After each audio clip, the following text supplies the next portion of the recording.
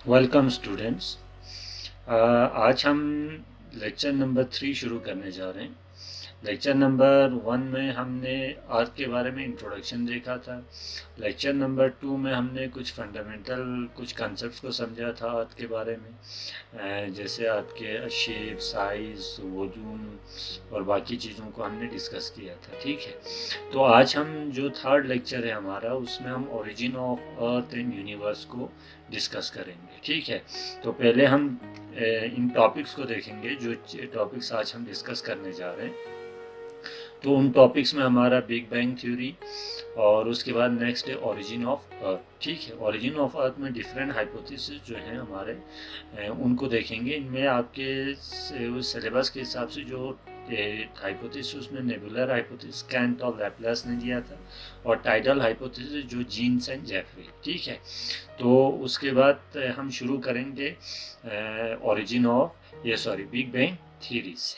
ठीक है, हमारा जो यूनिवर्स है, अगर इसकी बात करें, यूनिवर्स की बात करें, तो उसका ओरिजिन की अगर बात करें तो एक छोटे से पार्टिकल से लेके, एक टीनी पार्टिकल या टीनी ऑर्गेनिज्म से लेके एक गैलेक्सी, और उसके बाद पूरे अगर सोलर सिस्टम या यूनिवर्स की बात करें तो ये पूरा का पूरा जो है हम इसमें पूरे यूनिवर्स के तौर पे ले सकते हैं। ठीक, यूनिवर्स का जो ओरिजिन हुआ, अब ये बात आती है कि ये जो यूनिवर्स का ओरिजिन हुआ है ये कैसे हुआ है।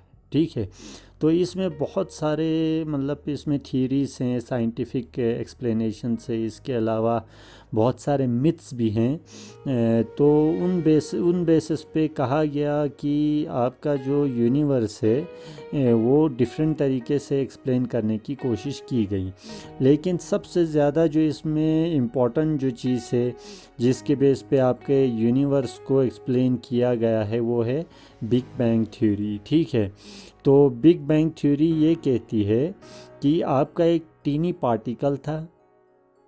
ठीक है, तो एक टीनी पार्टिकल था, ये बहुत ज़्यादा गर्म, हॉट और बहुत ज़्यादा डेंस था। ठीक है, और ये कुछ मिलीमीटर इसकी चौड़ाई थी, विड्थ थी। ठीक है, और ये सिमिलरली दिखता था, एक सुपर चार्ज ब्लैक होल की तरह दिखता था। ठीक है, तो ये जो बिग बैंग हुआ है, इसकी जो एज है वो है 13.7 बिलियन ईयर्स को कहा जाता है कि ये जो पार्टिकल है वो बहुत सडनली या बहुत वायलेंटली एक्सप्लोड हुआ। ठीक है, और जिसके एक्सप्लोजन की वजह से हमारा जो यूनिवर्स है वो एग्जिस्टेंस में आया। ठीक है, और जिसकी वजह से यूनिवर्स में क्या क्या चीज़ें, एक मैटर, एनर्जी, स्पेस और टाइम।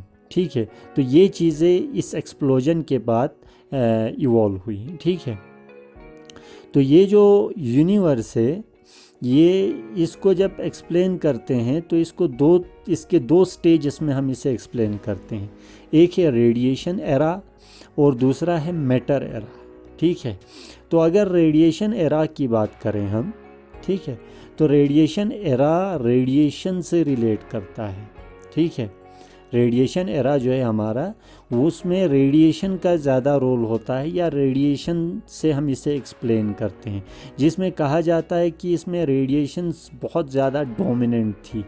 ठीक है, और ये जो रेडिएशन एरा है, इसको फर्दर इसको इपॉक्स में डिवाइड किया गया है।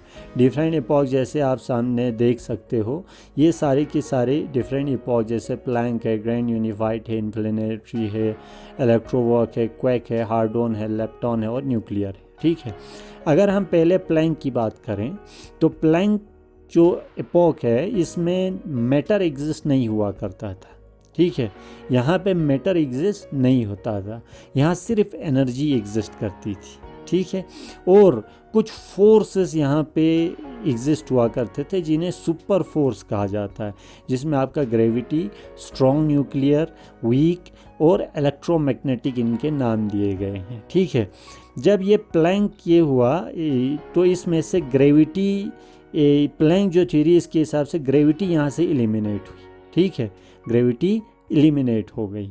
उसके बाद नेक्स्ट जो स्टेज आया, ग्रैंड यूनिफिकेशन में इपॉक आया, इसमें आपका स्ट्रॉन्ग न्यूक्लियर और वीक या इलेक्ट्रोमैग्नेटिक, इनमें से स्ट्रॉन्ग न्यूक्लियर जो फोर्स है वो एलिमिनेट हुआ। ठीक है, स्ट्रॉन्ग न्यूक्लियर फोर्स एलिमिनेट हुआ। ठीक है, तो उसके बाद नेक्स्ट जो इपोक है हमारा वो है इन्फ्लेशनरी इपोक। इन्फ्लेशनरी इपोक, जिसमें ये जो पार्टिकल है वो एक्सपेंड हुआ। ठीक है, पार्टिकल जो है एक्सपेंड हुआ, और ये एक टीनी पार्टिकल से अब ये एक मतलब टीनी जो पार्टिकल था अब वो एक ऑरेंज के साइज़ का या एक फ्रूट जो हम कहते हैं उस साइज़ का ये उसका साइज़ बन गया। ठीक है, और इसके अलावा इसमें से कुछ चार्ज पार्टिकल्स निकले जिन्हें इलेक्ट्रॉन्स, क्वैक्स और एंटी क्वैक्स कहा जाता है, और ये बहुत ज़्यादा हॉट था या गर्म था। ठीक है, ये जो हमारा यूनिवर्स में से जो ये निकला, ये पहला जो ये निकला रेडिएशन इसमें से वो बहुत ज़्यादा हॉट था।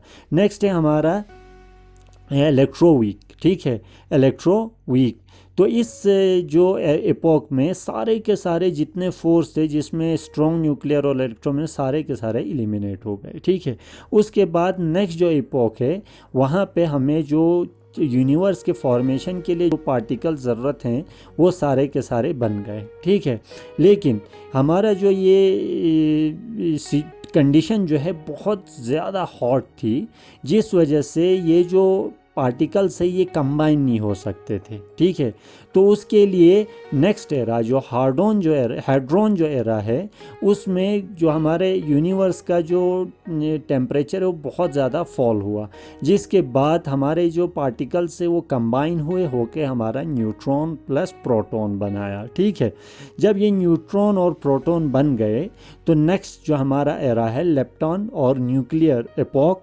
ठीक है, सॉरी, लेप्टॉन एपॉक और न्यूक्लियर एपॉक, यहाँ पे न्यूट्रॉन और प्रोटॉन जो है कंबाइन, दो प्रोटॉन दो न्यूट्रॉन कंबाइन हुए। कंबाइन होने के बाद ये एक दूसरे में फ्यूज़ हो गए। फ्यूज़ होने के बाद हमारे यूनिवर्स का सबसे पहला जो एलिमेंट है हीलियम वो बन गया। ठीक है, हमारा हीलियम सबसे पहला जो एलिमेंट हमारे यूनिवर्स में हीलियम जो है बन गया इसी इपॉक में। ये सारे पार्टिकल्स कंबाइन होने के बाद ये इपॉक बनाया। ठीक है, तो यहाँ पे रेडिएशन जो एरा है वो कंप्लीट हुआ। उसके बाद नेक्स्ट जो एरा है मैटर। अगर हम अर्थ पे देखते हैं तो हम अर्थ पे हो चाहे पूरे यूनिवर्स में हो तो मैटर एग्जिस्ट करता है। ठीक है, हम मैटर की बात फिज़िक्स में भी करते हैं। तो नेक्स्ट जो एरा है हमारा मैटर एरा, कि मैटर कैसे एग्जिस्टेंस में आया, तो हम वो मैटर एरा में देखेंगे। ठीक है, अभी तक हमने जो एरा देखा वो रेडिएशन एरा था और उसमें डिफरेंट एपॉक्स थे। ठीक है, तो उसी तरीके से मैटर एरा में भी 3 एपॉक्स हैं, एक एटॉमिक, एक गैलेक्टिक और तीसरा स्टेरल। ठीक है, तो ये जो एटॉमिक एरा यहाँ पे आपके कुछ एटम्स जो इवॉल्व होंगे, इसी तरह गैलेक्सीज होंगे और उसके बाद स्टेलर स्टार्स होंगे। ठीक है, तो फर्स्ट एटॉमिक जो इपॉक है इसमें टेम्परेचर आपको दिया गया है 3000 Kelvin's after big bang 50,000 years. तो एटॉमिक एरा में ये जो इलेक्ट्रॉन्स है वो प्रोटॉन्स के इर्द गिर्द रिवॉल्व कर रहे थे। ठीक है, तो टेम्परेचर बहुत ज़्यादा लो हुआ इस एपॉक में, तो इलेक्ट्रॉन और न्यूट्रॉन को जो है फ्यूज़ होने के लिए एक जो स्पेसिफिक जो कंडीशन ज़रूरत थी वो मिल गई। तो इसे रिकम्बिनेशन कहा जाता है इसमें, जहाँ पे आपके इलेक्ट्रॉन प्रोटॉन आपस में कंबाइन होते हैं। ठीक है, उसके बाद गैलेक्टिक एपॉक में आपका तकरीबन 200 million years after big bang के बाद 200 मिलियन ईयर्स के बाद जो है ये जो इलेक्ट्रॉन्स और प्रोटॉन्स थे इन्होंने एक क्लाउड बनाया। ये रिकम्बाइन होने के बाद एक गैसियस क्लाउड बनाया। ठीक है, और जिसमें आपके इसी उसमें एटॉमिक एरा में ही आपका हाइड्रोजन बना था। ठीक है, उसके रिकम्बिनेशन की वजह से। तो यहाँ पे हमारे क्लाउड में हीलियम प्लस हाइड्रोजन था जिसने हमारा गैलेक्सी बनाया। ठीक है, तो इसी गैलेक्सी के अंदर ही हाइड्रोजन और हीलियम ही एग्जिस्ट करते हैं और यहीं इसका मेन जो बेसिक ये बनाता है यहीं बनाते हैं। और इसी क्लाउड के अंदर हमारे डिफरेंट जो स्टार्स हम देखते हैं, मिलियन ऑफ स्टार जो देखते हैं, हीलियम और हाइड्रोजन के कम्बिनेशन की वजह से बन गए। ठीक है, डिफरेंट स्टार्स बन गए हीलियम और हाइड्रोजन के फ्यूजन की वजह से। ठीक है, तो इसमें से एनर्जी भी रिलीज़ हुई और बाद में इन्हीं स्टार्स के बाद जो डिफरेंट ये स्टेज में हमारे डिफरेंट गैलेक्सीज बनी और हमारा जो प्लैनेट्स है डिफरेंट प्लैनेट्स और जो हम एलिमेंट्स देखते हैं हमारे पीरियोडिक टेबल में डिफरेंट जो एलिमेंट्स देखते हैं इन्हीं स्टार्स के अंदर हमारा हाइड्रोजन और हीलियम था। उनके फ्यूजन की वजह से डिफरेंट जो 92 एलिमेंट जो हमारे यूनिवर्स में एग्जिस्ट करती हैं ये सारे के सारे एलिमेंट्स बन गए। ठीक है, तो इन्हीं एलिमेंट्स जब ये सारे एलिमेंट्स बन गए तो हमारे अर्थ प्लैनेट्स बाकी जो प्लैनेट्स हैं और उनके मून्स हैं, ठीक है, हमारे अर्थ पे जो या यूनिवर्स में जो मैटर एग्जिस्ट करता है या यूं कहें हम जो लाइफ एग्जिस्ट करती है हमारे यूनिवर्स में, तो ये सारे के सारे जो ये प्रोसेस हुए ये बिग बैंग ये हुआ जिसमें यूनिवर्स का फॉर्मेशन हुआ। यूनिवर्स के फॉर्मेशन के बाद से ही ये सारी चीज़ें एग्जिस्ट करती हैं आज।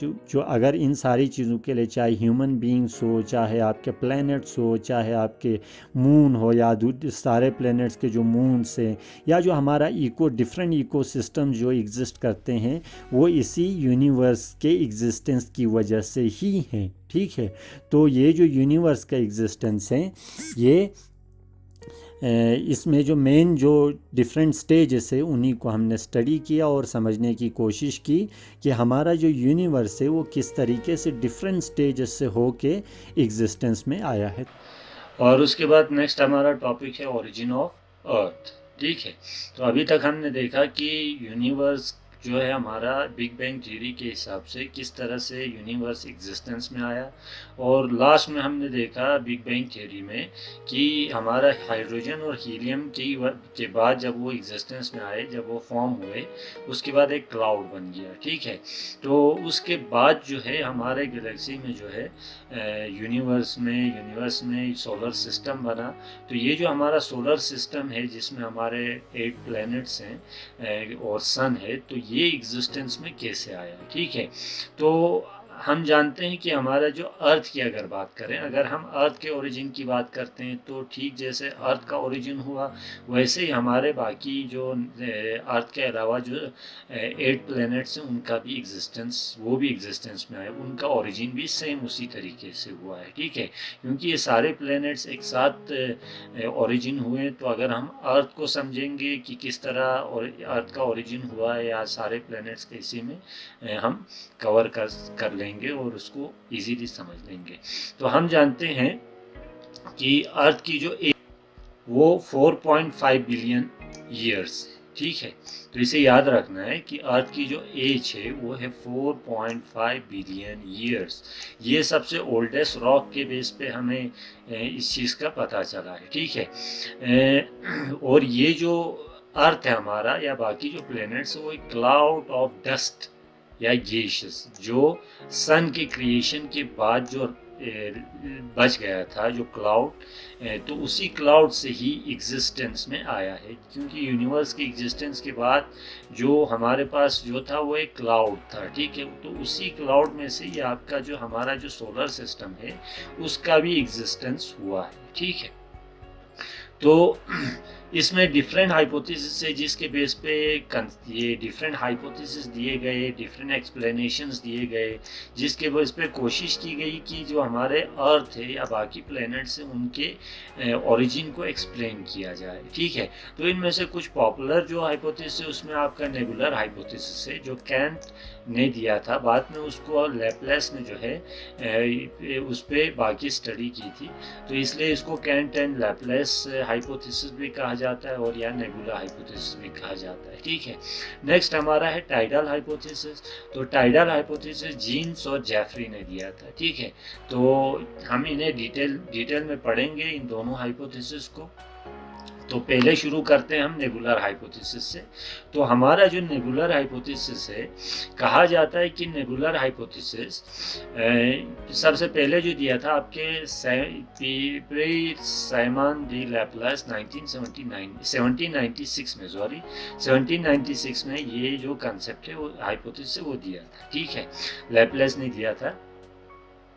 तो इनके हिसाब से ये कहा जाता है कि ये जो सोलर सिस्टम है वो बना है एक रोटेटिंग क्लाउड से। यहाँ पे आप देख सकते हो जैसे एक क्लाउड है, ठीक है, ये क्लाउड है ये, तो ये एक रोटेटिंग क्लाउड है। जैसे हमने यूनिवर्स के उसमें ओरिजिन में देखा तो कि एक क्लाउड बना था, मतलब बहुत बड़ा क्लाउड, उसी का ही एक पार्ट ये क्लाउड भी है, ठीक है। तो ये एक रोटेटिंग क्लाउड, ये अपने एक्सिस पे रोटेट हो रहा था, और उस रोटेशन की वजह से ये इस तरीके से फ्लैट हुआ था, क्योंकि जब ये इस डायरेक्शन में ऐसे रोटेट होगा ऐसे, तो जाहिर सी बात है ये यहाँ पे इन एजेस पे यहाँ से बल्ज होगा बाहर की तरफ, ठीक है, यहाँ से बल्ज होगा बाहर की तरफ आएगा, और इस डायरेक्शन और नीचे से इस डायरेक्शन में ये कंप्रेस होगा या डिप्रेस होगा, उस वजह से एक डिस्क शेप ले लेता है, ठीक है, डिस्क शेप या फ्लैट हो जाता है, ठीक है। तो इसी नेबुला जो है इसी तरीके से एग्जिस्टेंस में आया, इसी क्लाउड से एग्जिस्टेंस में आया। जैसे जैसे इसकी रोटेशन बढ़ जाती है, ठीक है, तो जैसे जैसे ये नेबुला कूल होता है, जैसे जैसे टाइम के साथ ये जो नेबुला है जो रोटेट हो रहा है अपने एक्सिस पे, टाइम के साथ ये जब जब इसकी कूलिंग हो जाती है तो ये नेबुला श्रिंक हो जाता है, अंदर की तरफ श्रिंक हो जाता है, ठीक है, इस तरीके से अंदर की तरफ श्रिंक हो जाता है, ठीक है। तो इस श्रिंकिंग की वजह से आपका ये जो नेबुला है एक तो छोटा हो जाता है साइज में, दूसरा ये जो पोल्स पे, पोल इसके ये हैं, ये पोल ऊपर और नीचे से ये इसके पोल्स हैं, ठीक है, ये एक पोल है ये, तो पोल्स पे फ्लैट हो जाता है और इक्वेटर पे ये बल्ज हो जाता है, ठीक है। तो इस तरीके से ये होता है, एक तो कूलिंग की वजह से श्रिंक हो जाता है, और श्रिंकिंग की वजह से साथ साथ इसमें रोटेशन जो है वो थोड़ा ज़्यादा हो जाता है, बहुत ज़्यादा, इट्स रोटेशन मोर रैपिडली, ठीक है, जैसे यहाँ लिखा हुआ है रोटेशन बढ़ जाती है, श्रिंकिंग की वजह से रोटेशन बढ़ जाती है, क्योंकि अंदर की तरफ कंट्रैक्ट हो रहा है, ये जैसे जैसे गैस का बना है तो ये कूलिंग की वजह से कंट्रैक्ट होता है, और कंट्रैक्शन की वजह से इसकी रोटेशन तेज हो जाती है, और तेज होने की वजह से ये बल्ज हो जाता है इस पोर्शन पे और श्रिंक हो जाता है पोल्स के लोग, ठीक है।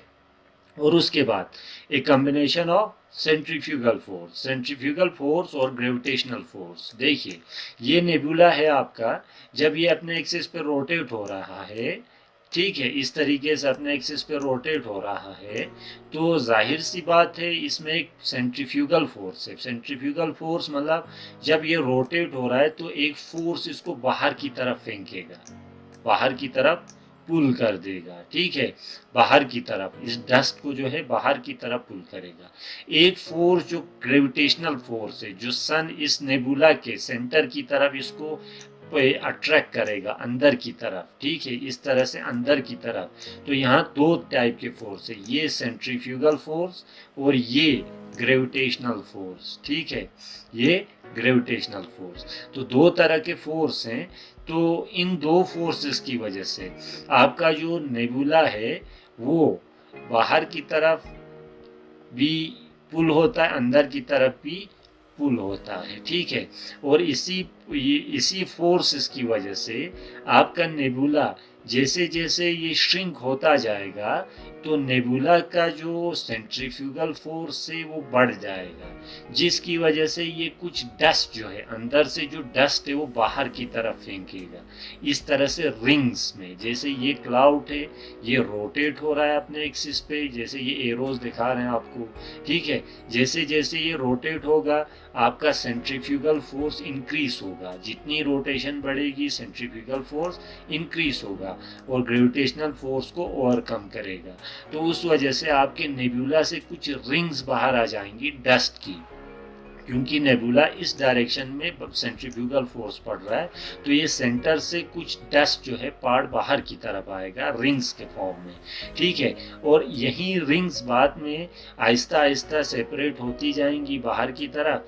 तो जो लाइटर जो गैसेस हैं, ठीक है, जो गैसेस हैं, गैसियस जो पार्ट है, वो इस नेबुला सेंटर जो नेबुला है इसके पास नहीं रह सकते। क्यों? क्योंकि सेंट्रल नेबुला में बहुत ज़्यादा हीट है या टेम्परेचर है, जिसकी वजह से जो लाइटर गैसेस है ये इससे बहुत दूर चली जाती हैं। और जो मेटल है या मेटल जो है आपका, जैसे आपका आयरन है या बाकी जो मेटल्स है, वो इसके आसपास, जिनका मेल्टिंग पॉइंट हाई है, वो इस नेबुला के आसपास रह जाएंगे और जो गैसेस है वो बाहर चली जाएंगी, ठीक है, ठीक है। और ये रिंग्स बाहर आने की वजह से आपका जो नेबुला का जो सेंट्रल पार्ट है वो फर्दर श्रिंक होगा अंदर की तरफ, क्योंकि इसमें से मास जो है बाहर की तरफ आया है, बहुत ज़्यादा मास बाहर आ गया है। तो इसके बाद ये श्रिंक होगा अंदर की तरफ और ये बाद में आपका सन बनाएगा, ठीक है। और जो बाहर जो रिंग्स आई है, इन रिंग्स में जो डस्ट है वो अल्टीमेटली ये पूरा डस्ट एक साथ एक जगह पे कंबाइन होगा, एक दूसरे से कंबाइन होके डिफरेंट जो आपके प्लैनेट्स हैं वो बनाएगा। जैसे यहाँ पे आप देख सकते हो, इस रिंग में जितना भी डस्ट हो वो कंबाइन होके एक प्लैनेट बनाए, इस रिंग में, इस रिंग में, इस रिंग में, इस रिंग में। हर एक रिंग में जो डस्ट था वो एक दूसरे के साथ कंबाइन हुआ ग्रेविटेशनल पुल की वजह से। इसके जो पार्टिकल से वो एक दूसरे के साथ कंबाइन हुए होने के बाद आपका पूरा जो सोलर सिस्टम में जो डिफरेंट प्लैनेट्स है वो बन गए, और जो आपका सेंट्रल पार्ट था उसने आपका सन बनाया, ठीक है। The ring condense into planet their satellites, और सैटेलाइट्स भी जैसे हमारे अर्थ का सैटेलाइट मून है, तो वैसे ही हर प्लेनेट का अपना अपना एक सैटेलाइट है, ठीक है। और जो नेबुला है, रिमेनिंग पार्ट जो नेबुला अंदर जो बच गया, जो बाहर निकल गया, उन्होंने प्लेनेट्स बनाए, और जो अंदर बच गया उसने आपका सन बनाया, ठीक है। तो ये है आपके नेबुलर हाइपोथेसिस। कैंट और लैपलास ने जो हाइपोथेसिस दिया था उसके हिसाब से उनकी एक्सप्लेनेशन कुछ ऐसे थी कि सोलर सिस्टम कैसे बना, ठीक है। तो ये हुआ आपका नेबुलर हाइपोथेसिस। अब नेक्स्ट है हमारा टाइडल हाइपोथेसिस, ठीक है। तो टाइडल हाइपोथेसिस में क्या कहा जाता है? ये कहा जाता है कि ये जो सन है आपका पहले से ही एग्जिस्ट करता था, इनके हिसाब से। ये जो हाइपोथेसिस आपका दिया था जीन्स और जेफरी ने दिया था, ठीक है, जीन्स और जेफरी ने दिया था। तो इसके हिसाब से, इनके हिसाब से ये जो सन है आपका पहले से ही एग्जिस्ट करता था, और सन से कुछ मैनी टाइम्स जो बिगर जो है एक स्टार सन के आसपास अप्रोच करता है, ठीक है, सन के आसपास अप्रोच करता है। तो ये जो स्टार है यहाँ ये यूनिवर्स में, हमारे सोलर सिस्टम यूनिवर्स में से बहुत सारे स्टार्स, मिलियन ऑफ स्टार्स हैं। तो सन से कई टाइम्स ज़्यादा, सन से बहुत बड़ा जो एक स्टार जो है सन के आस पास से जो है, सन के बहुत पास से अप्रोच करता है। अप्रोच मतलब सन के पास से होके गुजरता है, ठीक है, जिसकी वजह से इन दो सन और ये जो स्टार है कंपेनियन स्टार, इन के बीच में जो ग्रेविटेशनल पुल है, क्योंकि जिस ऑब्जेक्ट का मास होगा उसमें ग्रेविटेशनल पुल भी होता है, ठीक है, ग्रेविटेशनल फोर्स भी होता है। तो जब ये स्टार इसके पास से गुजरेगा सन के, तो ये जो सन है यहाँ से टाइड बाहर आएगी। टाइड मतलब जैसे ओशियंस में कभी कभार टाइड्स निकलती हैं, वाटर की टाइड्स ऊपर की तरफ, आसमान की तरफ निकलती है, सेम वैसे ही टाइड, वो जो ओशियन में टाइड निकलती है वो मून के ग्रेविटेशनल पुल की वजह से, सन के ग्रेविटेशनल पुल की वजह से निकलती है, ठीक है। तो ठीक इसी तरह जब ये स्टार इसके सन के पास से अप्रोच करेगा तो एक टाइड बाहर की तरफ आएगी, ठीक है, डस्ट की जो एक टाइड है वो बाहर की तरफ आएगी। जैसे जैसे स्टार इसके नज़दीक से, जैसे इस एग्जांपल में हम समझ सकते हैं, फर्स्ट केस में सन यहाँ पे है तो स्टार यहाँ से आया, बहुत बड़ा स्टार है, सन के साइज के हिसाब से इसकी साइज बहुत बड़ी है। तो सन स्टार जब यहाँ अप्रोच कर रहा है तो यहाँ सन से एक टाइड बाहर आ रही है, ठीक है। तो जैसे जैसे यहाँ से आगे इस ऑर्बिट में आगे की तरफ जाएगा, जैसे स्टार पहले यहाँ था अब स्टार यहाँ पहुँच गया, ठीक है। तो ये जो जो टाइट है, जैसे बहुत नज़दीक जब पहुंचेगा सन के, तो ये जो टाइट है, डस्ट की जो टाइट है, वो सन से बाहर आ जाएगी, डिटैच हो जाएगी। तो ये जो टाइट है आपका, बाहर जो सन से डिटैच हो स्टार की वजह से, और स्टार इससे आगे चलता जाएगा तो आगे निकल जाएगा। लेकिन ये जो फिलामेंट है, जो डस्ट की जो फिलामेंट सन से निकली, ये सन के आसपास ही रहेगी, ठीक है, सन के आसपास ही रहेगी, ठीक है। तो जैसे जैसे ये दूर, यहाँ पे भी आप देख सकते हो, यहाँ से स्टार एक्चुअल में यहाँ बहुत छोटा देखा है, लेकिन एक्चुअल में बहुत बड़ा है, लेकिन इस चीज़ को दिखाने के लिए आपका स्टार छोटा किया गया। तो यहाँ से टाइड निकली, जैसे जैसे स्टार और नज़दीक आया टाइड बढ़ती गई, और अल्टीमेटली जब ये स्टार यहाँ से निकल जाएगा तो छोटे छोटे जो प्लेनेट, ये जो डस्ट जो बाहर आया था, वो बाद में कंडेंस होके छोटे छोटे प्लेनेट्स आपके बनाएगा, ठीक है। और ये जो यहाँ पे भी आप देख सकते हो, ये सन, ये स्टार आपका, ठीक है। तो ये जो सन है, यहाँ से जो फिलामेंट निकली है, वो क्या होती है, इसके एजेस जो है टेपरिंग एजेस होती है, और जो मिडल वाला पोर्शन है वो थोड़ा बल्जिट होता है, मतलब यूं मान लो इस तरीके से कुछ, ठीक है, कुछ इस तरीके का होता है। सेंटर पे बल्ज होता है और कॉर्नर्स पे ये छोटा होता है। तो सन के नज़दीक जो होते हैं वो छोटे छोटे प्लैनेट से, और इस फिलामेंट के सेंटर पे जो है आपके बहुत बड़े प्लैनेट, जैसे आपके जुपिटर जैसे प्लैनेट्स, बड़े प्लैनेट्स जिनकी साइज ज़्यादा बड़ी होती है, वो प्लैनेट्स बनेंगे। इससे दूर जाते जाते और छोटे प्लैनेट्स बनेंगे, ठीक है। तो कैंट, ये सॉरी, ये आपके जो जीन्स और जेफरी का जो कंसेप्ट था वो यही था कि सन आपका एग्जिस्ट करता था, एक प्लेनेट आया अपने और इस सन के बहुत नज़दीक से, उसकी वजह से सन में से एक टाइड बाहर आ गई।